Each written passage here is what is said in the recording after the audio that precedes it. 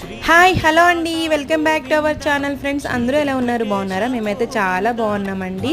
First time మా చిన్నోడిని తీసుకుని అయితే ఇంకా మేమైతే యాదగిరిగుట్టకైతే వెళ్ళామండి.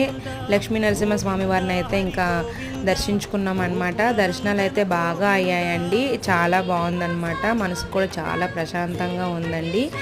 ఇంకా ఆ రోజైతే కొంచెం రైనీగానే ఉందండి, బట్ కార్లో వెళ్ళాం కాబట్టి అంత ప్రాబ్లం అయితే కాలేదండి.